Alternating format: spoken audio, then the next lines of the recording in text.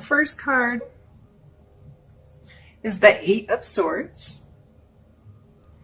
And this card shows me like self-limiting behavior. So again, if you're not being gentle with yourself, if you're saying mean things or limiting yourself or putting restrictions or judgments on yourself, and a lot of times with that kind of behavior, the more you struggle and thrash around, the more stuck you get. So instead of trying to control that, for me personally, one thing that has worked is being grateful. Just purposefully changing whenever I catch myself being angry over something I shouldn't be angry over, or feeling anxiety over something I can't control anyway, or feeling frustrated, or being mean to myself.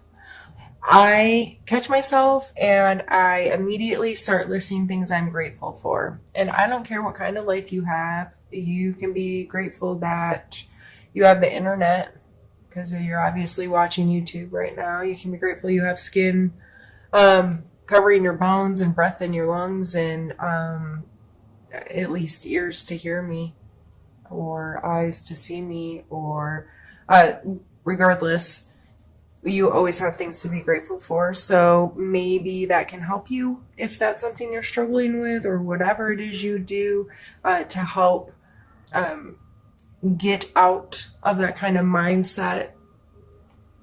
Next, we have the Three of Coins, and this is a card of putting in some work and taking whatever your work is and presenting it in front of somebody else. A lot of times it's like, okay, I've created this. Does this have worth to you? Like presenting something you've done, presenting your work, presenting your project to someone that can facilitate its growth, or facilitate it actually having monetary value or something like that.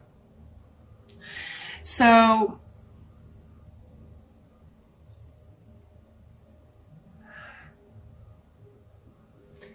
I feel like you have something brewing. You have something you've been working on. You've been putting in some work. But on either side, we have the Eight of Swords, which, as I said, is self-limitation, and we have the Death card.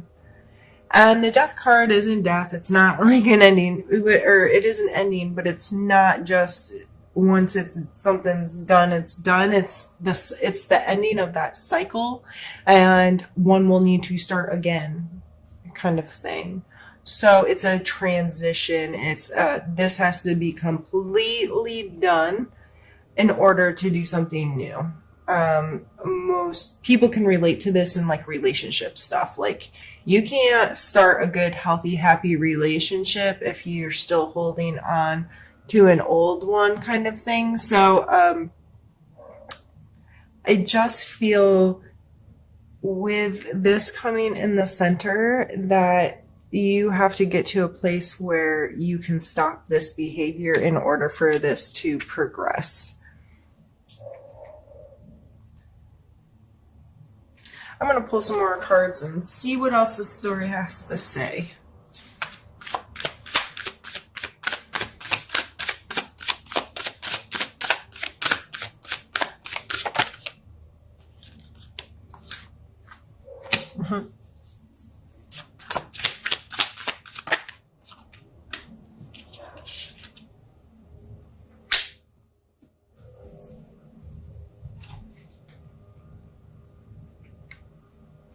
The Six of Swords can be as literal as physically moving away from an abusive relationship. It's getting away from the allowance of being treated bad. And sometimes it's you, as I said in the very beginning, abusing yourself. So whether this is someone else in your life or it is you doing it, there is movement away from it, and then Miss Justice is sitting here. There are consequences to our actions, whether you want to think it's karma or However, the scales get balanced. You know, my mama always used to tell me, you get what you give in this life.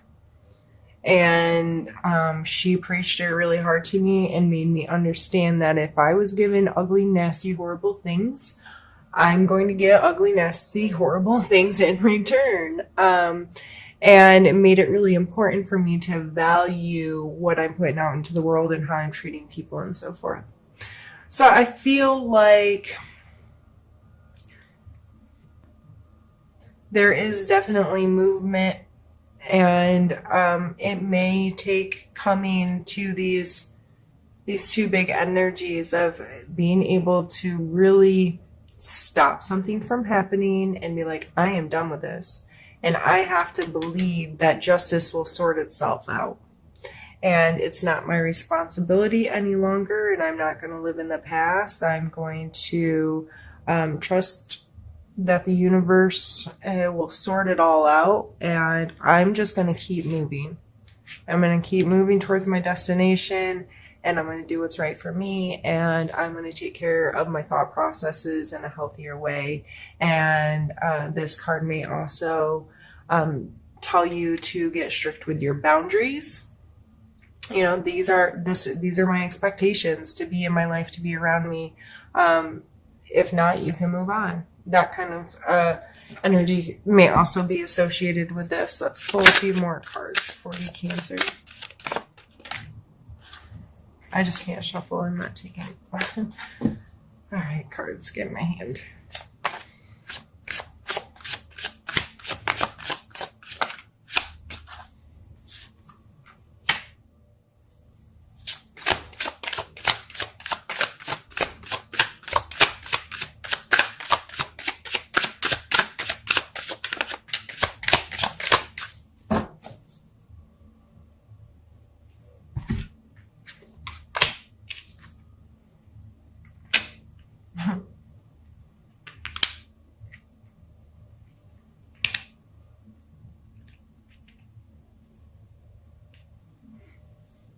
World card. Standing on top of the world, Wheel of Fortune, also a circle, talking about these cycles that come to an end in this, circle of life, this circle of patterns. It just seems to be an overall theme here in this reading. This Two of Wands can sometimes touch into duality, wanting to be more than one place at one time. With this card, I kind of relate, because how this energy shows up in my life is I'm a big time homebody, hermit. I like to be alone. I like to be at home. I don't need to interact with the world a lot. However, on the other side of things, I love to travel. I love to go far off places and experience new things and that kind of thing. But it doesn't have to be all the time, and I'm very happy at home. But without that, I do feel like part of me is missing. So it's this duality within me. Part of me loves adventure, and part of me is okay staying sitting in literally the same spot for 12 hours. I can do that alone and be okay, which sounds crazy to some people. So you may be experiencing some duality in your life and trying to understand what that contrast means, where you should be putting more of your time or energy, or, well, this feels really right, but that feels really right too, and I'm unsure. I think when it all boils down, with the World card and the Wheel of Fortune coming next, the World card is an understanding of those cycles, an understanding of that completeness, that wholeness, this never turning evolution of what the world is. And the Wheel of Fortune card reminds us that, I don't want to say like a roulette wheel spinning, but because that's not how I usually associate the Wheel of Fortune. But again, there are cycles, things will come back to you, your karma will come back to you, but also you don't have any control over how this happens. It just it runs its own course in its own way for its own reason. And you just have to trust that you're in alignment with receiving the good out of life and receiving the abundance out of life and feeling this wholeness. So, overall in this reading right now, okay, I had to check my time because I'm afraid now I'm like getting paranoid about it, like turning off on me. Overall in this reading, going back to the being gentle with yourself, giving yourself the respect you deserve, giving yourself the gratitude that you deserve, whether it's keeping a gratitude journal, talking with someone about how you feel, allowing some acceptance into your heart about yourself, who you are, how you live, being able to, get in front of a mirror and look in your own eyes and feel like you have a good conscience about your life. And you may not be there right now. You may be in a place where you're being nasty to yourself, or you're allowing someone else to not treat you well. And I think that overall, the more gentle you are with yourself, the more understanding and loving and compassionate you are with yourself, the more you can get to this place where you know you deserve to have abundance in this life, and to have love in this life, to have joy in this life, and to feel good wherever you are. And some of the things about you can contrast a little bit, or you may have be unsure right now, or those kinds of things, and that's okay. It's part of the journey. So I think that's some really beautiful cards. Yeah, there's some heavy energy in there. I really don't think it's all that serious, Cancer, but I think you just have to trust in yourself and love yourself this month, and that ends on such really beautiful energy. So what I'm going to do now is I'm just going to stop the camera and restart it. And I'm going to clean these up, get them out of the way, and we're going to get another deck out and do another part of the reading. So I'll be right back with you. And now we're going to use this little deck. It's called Happy Tarot, and it's super cute. And this time I'm going to pull cards for specific placement. And I've done this in a lot of my other videos. So I like doing these, and so I thought with trying to make this a more inclusive, longer video as an apology, that I would add it in with the other. So the first card we're going to pull is for your mental space.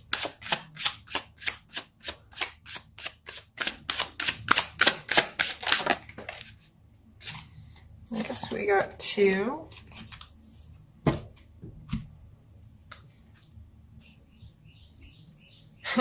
We have the World card again, and we have the Lovers card.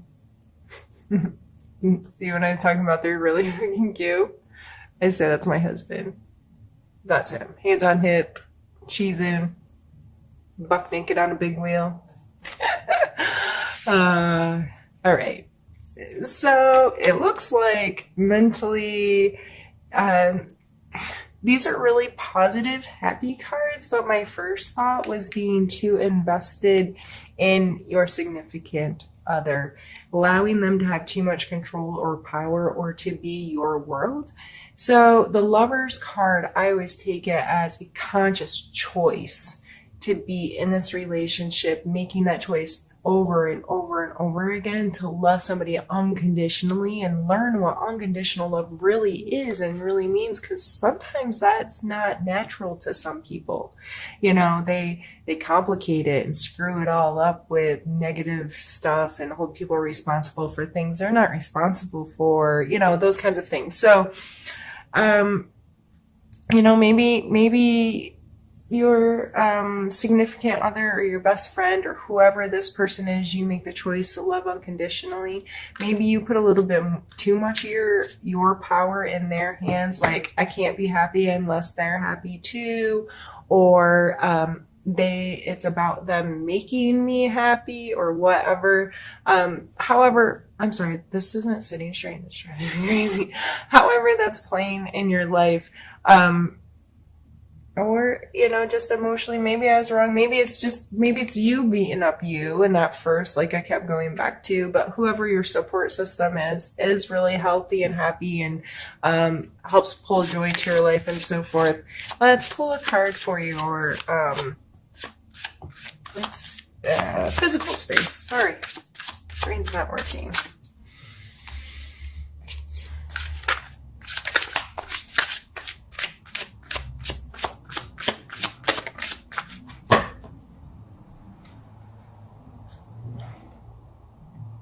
Ten of Swords.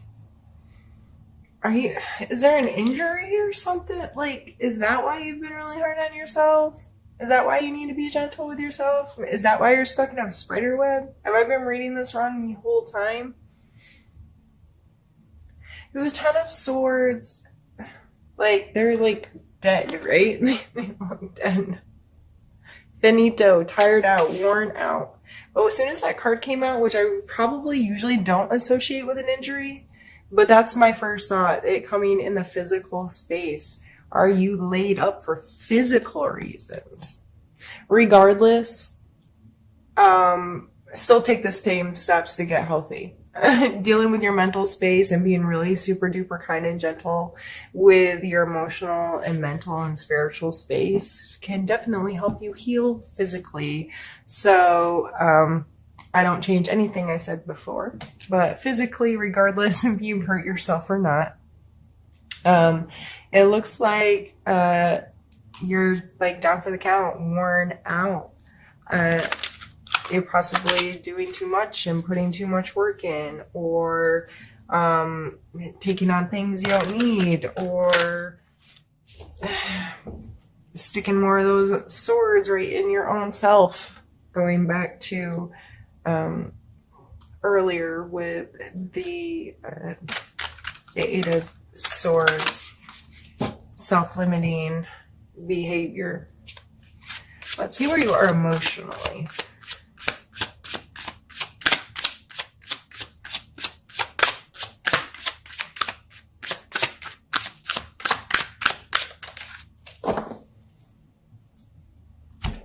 Ace of Coins. So that's seeing potential as something new in your physical space. New job, new hobby, new home, this potential to create something new in your physical space. So I should really leave the other cards laying out. I just only have so much space that you can see too. Yeah, I said that you had it was the Three of Coins. And see, this is the problem. I do a reading and people ask me about, like, down the road. A friend will call me and like, man, that reading you posted for Capricorn, like, that got me or whatever. And I'm like, as soon as this reading's done, I don't remember anything I told you. Nothing. It's weird that it happens that way, but I never remember what I read. So since I already picked those cards up, it's already leaving my head. So if it is a new job, if it is a project that you're just now getting to the point where you feel like you can put it in front of other people, or you've gathered enough information, or you've gathered enough resources, that's what I really see that Three of Coin as.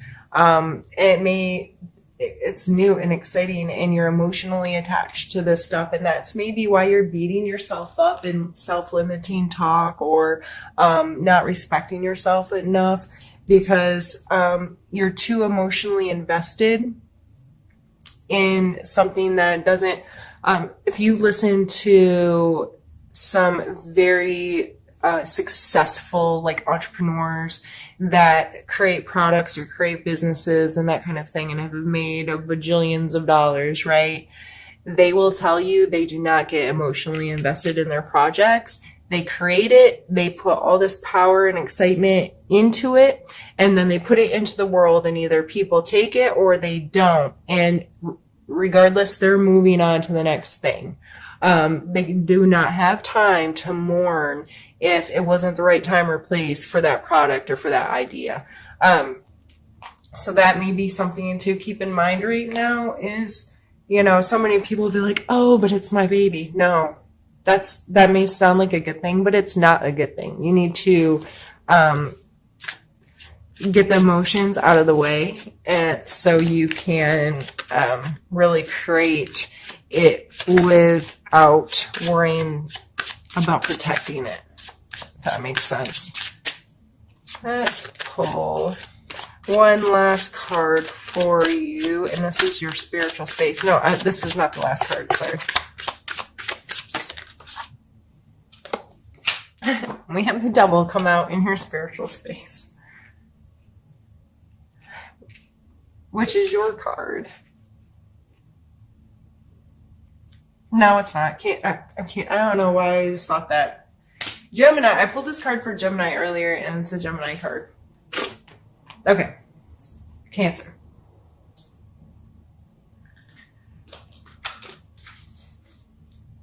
Bad habits or a control situation may be in your spiritual space this month, and maybe, so this card talks about things that control you rather than what you control. So addictions, bad habits, giving your power away to someone else.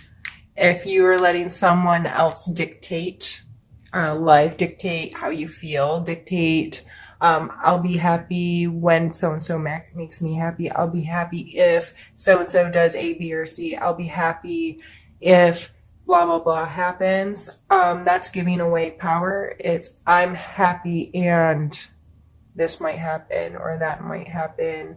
And I don't know. I needed beverage. One second.